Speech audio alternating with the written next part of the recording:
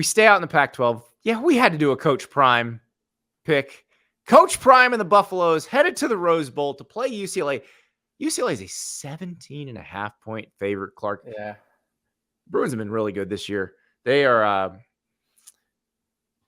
2 losses, but Utah and Oregon State both on the road. Like, this is interesting because that is a huge number. Who's going to be quarterback? I mean, Dante Moore, he lost his job, it looks like, because, again, in those losses, he was giving opponents extra possessions. And that's usually not a good recipe for success, even if you are an offensive mastermind like Chip Kelly here. So 17 points. I do think that the offense does find wins because, look, even with Travis Hunter, Colorado's defense, they're in the triple digits in EPA per run and EPA per pass. So I think it's just going to be a matter of pick your poison for Mr. Kelly on how to attack this defense. And even though Shedeur Sanders, he does have some wins with some explosiveness, he's not necessarily the most consistent quarterback because of that offensive line. It is, again, undersized. That has been a consistent narrative. And now they are in the meat of their schedule. And UCLA, I do think they have the size to give them problems. I think it's just going to be an easy walk-away win for the Bruins here at home. I think Carson Steele has another multi-touchdown game. I think he averages over 4 yards after contact. Love his running style, that bruising bulldog running style of his. But, yeah, I just don't think there's going to be enough firepower for the Buffs to keep it close even after that bye week to get them right. So Ethan Garbers got to start last week. Yeah.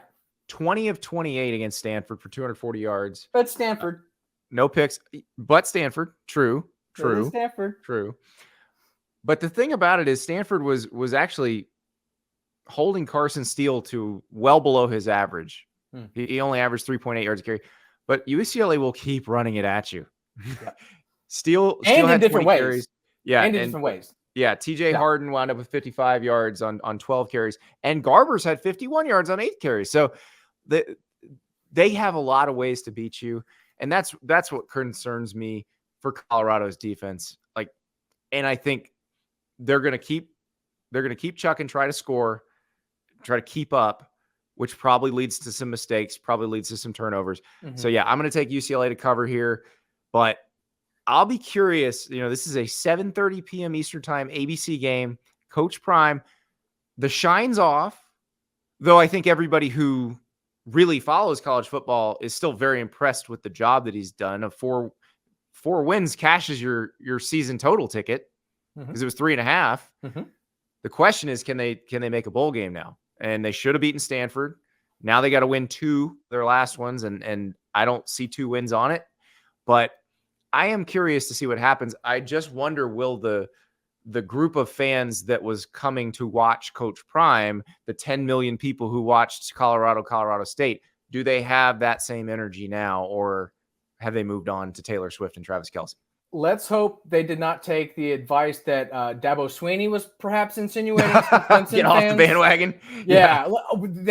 Coach Prime needs to keep that bandwagon as full as possible, propel them not only through this offseason, but the next several as they try, and reposition themselves in a new Big 12. So, yeah, obviously you want to finish the year strong, but it's all about finding momentum, great silver linings to carry over, and this is absolutely a great opportunity to do so. Because, like you said, it's not going to be too great finding wins down the stretch. But I just think, UCLA, they're just too big and strong for Colorado to keep it close here. Yeah, in these styles make fights version of picking, like this is Colorado-Oregon was a terrible matchup for Colorado. This feels like a terrible matchup for Colorado. There's some other teams like Colorado USC, when they played, you felt like, okay, Colorado can score on them. And we've kind of found out since USC is a little bit of a soft team. So when you are a little bit of a who'd have thunk it? Soft team, when you're undersized, you can keep it a little bit close and play things a little bit outside the perimeter and not between the bookends as much like you would if you were a little bit brawnier. Yeah. UCLA will send a running back who looks like Thor and has a pet alligator. That's what I couldn't remember if he had a pet viper or a pet alligator. But it's an alligator, and his name is Crocky J.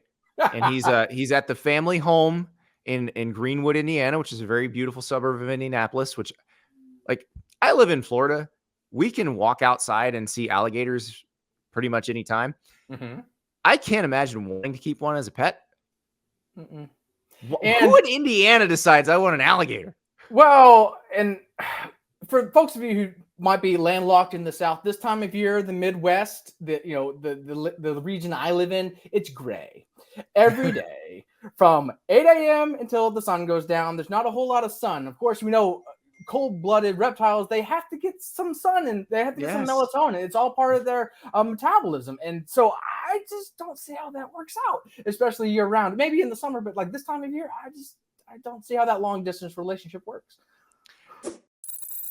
Thank you so much for watching. Just a reminder, subscribe to this channel right here so you never miss an episode of Andy Staples on 3.